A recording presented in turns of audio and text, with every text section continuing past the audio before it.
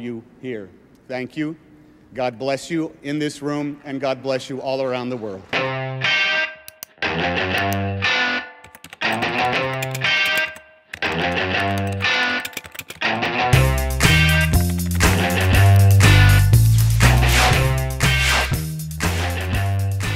Salut Martin, comment ça va? Salut Victor, bah écoute ça roule, comme d'habitude, la petite chemise est toujours là. Magnifique, super. Qu'est-ce que vous avez de beau à nous survendre aujourd'hui, Martin Cuvillier? Aujourd'hui, je vais vous parler d'un monument, à mon sens, du cinéma américain, qui est L'Arnaque, de 1973, un film de George Roy Hill. Donc L'Arnaque avec Paul Newman, Robert Redford, notamment Robert Shaw aussi, qui est un film qui avait été produit par Universal. Alors L'Arnaque, qu'est-ce que c'est? Avant tout, c'est quand même l'Oscar du meilleur film entre Le Parrain et Le Parrain 2, 72, 73, 74. Le pitch, c'est quoi? Alors, on pourrait dire que c'est deux arnaqueurs à Chicago dans les années 30, 1936 pour être précis. C'est deux arnaqueurs qui montent une combine de légende, si je puis dire, pour arnaquer un gros bonnet de la pègre new-yorkaise. Mais cette motivation n'est pas seulement financière, car c'est aussi une vengeance qu'ils veulent faire pour la mort d'un de leurs compères arnaqueurs. Alors, bien sûr, je peux pas vous en dire trop sur le film. C'est un peu la base de ce film-là, c'est le scénario. Le scénario, pour moi, que je trouve... c'est culte, c'est classique. Les rebondissements, tout y est, tout est trop bien. J'aime beaucoup aussi dans ce film-là tout ce qui relève de la mise en scène et de l'ambiance aussi, propre à ce Chicago des années 30, je le trouve hyper bien fait, c'est assez léger, tous les aspects du côté criminel de cette époque-là y sont, tous les aspects. Et non, franchement, c'est un film que moi je prends beaucoup de plaisir à revoir. Je vous le conseille vivement si vous voulez voir une belle histoire et de bons rebondissements. Voilà. Et je l'ai vu sur OCS, ce film-là. Il est disponible à la demande. Super, t'avais déjà entendu parler de ce film avant? Bien sûr, je l'avais vu il y a quelques années et je l'avais vu dans ma quête de compléter ma liste de visionnage des Oscars, des vainqueurs de l'Oscar du meilleur film. Et t'en es où maintenant? J'en suis... Écoute, je n'ai pas la liste sur moi, mais j'en suis loin parce que finalement, il y a beaucoup de films. Faut pas oublier que les Oscars ont été créés, il me semble, je ne veux pas dire de bêtises, mais je crois que c'est fin des années 20. Il y a pas mal de films qui sont pas accessibles comme ça. Donc, il y a pas mal de films que j'ai pas vus encore, mais je me débrouille sur les dernières années, quand même. Super. Voilà. Bah, c'est tout à ton honneur, Martin Cuvillier.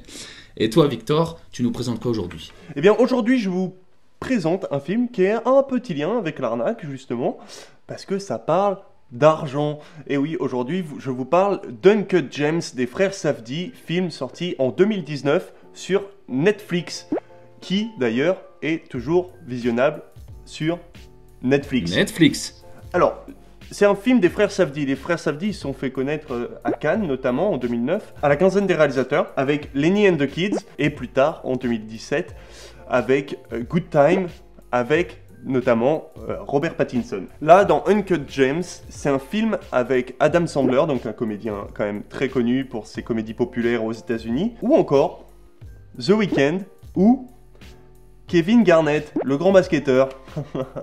C'est le cas de le dire. De quoi ça parle, Uncut Gems? C'est le personnage de Howard Ratner, qui est un bijoutier qui accumule les dettes et qui se fait livrer une opale d'Éthiopie. Et autour de cette opale va y avoir beaucoup de rebondissements parce qu'elle va disparaître, elle va revenir, elle va redisparaître. Il doit payer ses dettes, c'est une question d'argent et surtout une question de vie ou de mort. Moi, ce qui nous intéresse dans ce film, c'est la tension. Comment les frères Safdie vont faire accumuler de la tension du début à la fin sans jamais relâcher la pression. À chaque fois, ils ont toujours des ressorts scénaristiques pour rajouter une couche en plus, refaire venir quelque chose qui était précédemment intervenu au début du film.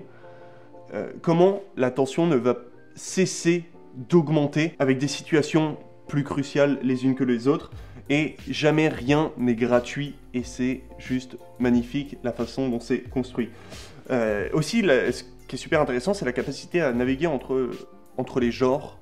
Ça part du thriller en passant par la comédie et avec une pointe de fantastique, puisque on va donner à cette opale, donc à cette Uncut Gems, des pouvoirs un peu surnaturels sur les personnes qui la possèdent. Moi, ce que j'ai vraiment aimé dans ce film, c'est les acteurs, parce que en fait, les frères Safdie, ils ont ce pouvoir de pouvoir prendre des espèces de symboles de la pop culture, donc des Robert Pattinson, qui était avant ça quand même un super acteur, mais un Adam Sandler qu'on n'attendait pas du tout dans ce genre, qui arrive et qui explose le truc. Et même Pattinson, parce qu'il était quand même, il sortait de Twilight et tout ça, c'était quand même quelque chose qui lui collait un peu à la peau. Oui, mais on avait quand même eu un Cosmopolis avant, où il avait fait ses preuves, enfin, on savait déjà que c'était quand même un bon Cédric Diggory.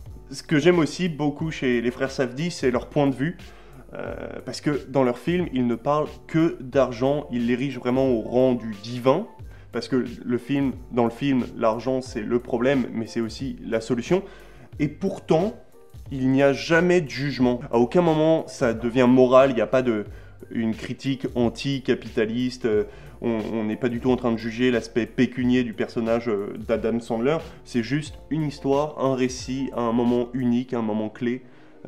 Donc voilà, c'est un film épileptique, bouillonnant, et dans lequel on traverse une expérience, comme dans chacun des films des frères Safdie, et donc je finirai par cet extrait de Ludovic Béot qui parle des frères Safdie. Tous leurs films des frères Safdie, il y a un côté de drogue. Quand tu le vois, ils te font l'effet d'une drogue. Alors là, je me rappelle, j'étais sorti du film vu à Cannes, donc en lendemain de cuite forcément, et très peu dormi, et je me souviens de sortir du film en disant mais qu'est-ce que j'ai vu, j'ai l'impression d'avoir vraiment pris un truc. Et c'est le sentiment resté longtemps après de dire mais, et presque l'impression de l'avoir oublié juste en étant sorti, mais d'avoir adoré le film et qui m'a amené dans des trucs inestimés. Et voilà, merci beaucoup d'avoir suivi cet épisode 6 de Burn After Watching, le journal de bord. Nous avions donc pour Martin Quevillier L'arnaque de George Roy Hill. Super. Et pour moi, nous avions Uncut Gems des frères Safdie. Alors, ça m'a fait plaisir de vous conseiller des films. J'espère que Martin aussi. Nous vous embrassons. À toutes les burnos, restez chez vous et regardez les films. Ciao.